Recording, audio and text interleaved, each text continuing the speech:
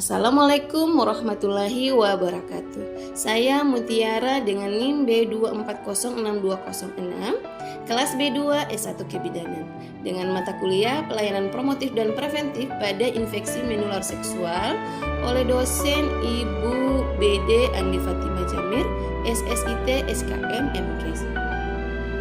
Di sini saya akan memberikan edukasi tentang upaya preventif dan promotif IMS pada remaja. Upaya promotif adalah upaya untuk meningkatkan kesehatan, sedangkan upaya preventif adalah upaya untuk mencegah penyakit. Keduanya merupakan bagian dari upaya kesehatan yang menyeluruh, terpadu, dan berkesinambungan. Upaya promotif memberikan penyuluhan kesehatan, menerapkan perilaku hidup bersih dan sehat, menjaga asupan gizi seimbang, dan berolahraga secara teratur. Nah, apa itu IMS? IMS adalah infeksi yang ditularkan melalui hubungan seksual atau penyakit kelamin. Semua teknik hubungan seks lewat vagina, dubur, atau mulut dapat menjadi wahana penularan penyakit kelamin. Penyebab infeksi tersebut diantaranya adalah gonore, sifilis, herpes, HIV, atau parasit. Penyakit ini dapat menyerang pria maupun wanita. Infeksi menular seksual sampai saat ini masih merupakan masalah kesehatan masyarakat di seluruh dunia, baik negara maju maupun negara berkembang. Peningkatan kasus IMS dari waktu ke waktu akan menimbulkan permasalahan kesehatan yang sangat serius dan berdampak besar pada masa yang akan datang.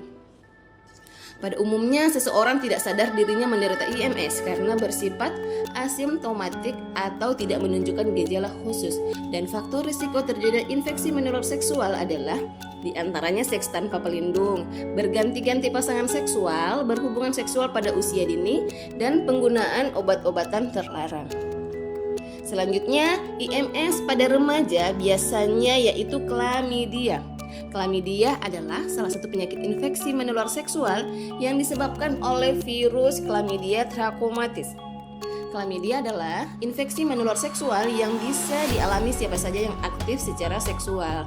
Gejalanya seperti keluarnya cairan abnormal dari kelamin dan nyeri saat berkemih. Pergaulan remaja semakin bebas sehingga menyebabkan mereka berisiko untuk tertular berbagai infeksi menular seksual termasuk HIV/AIDS. Untuk mencegah remaja terlibat dalam perilaku berisiko IMS dan HIV/AIDS, diperlukan bekal pengetahuan yang memadai dan dari sumber yang dapat dipertanggungjawabkan.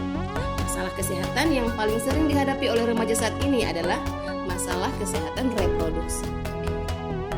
Ada beberapa dampak infeksi menular seksual bagi remaja perempuan dan laki-laki, yaitu yang pertama, infeksi alat reproduksi akan menurunkan kualitas ovulasi sehingga akan mengganggu siklus dan banyaknya haid serta menurunkan kesuburan. Yang kedua, peradangan alat reproduksi ke organ yang lebih tinggi yang dapat meningkatkan kecenderungan terjadi kehamilan di luar rahim atau kehamilan ektopik. Yang ketiga, melahirkan anak cacat bawaan seperti katarak, gangguan pendengaran, kelainan jantung, dan cacat lainnya. Keempat, dampak secara fisik, yaitu bekas bisul atau nanah di daerah alat kelamin dapat mengganggu kualitas hubungan seksual di kemudian hari karena menimbulkan nyeri dan tidak nyaman waktu berhubungan seks. Nyeri waktu BAK karena peradangan mengenai saluran kemih. Gejala neurologi atau gangguan syaraf, stadium lanjut sifilis, kemandulan dikarenakan perlengkapan saluran reproduksi, dan gangguan produksi sperma pada laki-laki.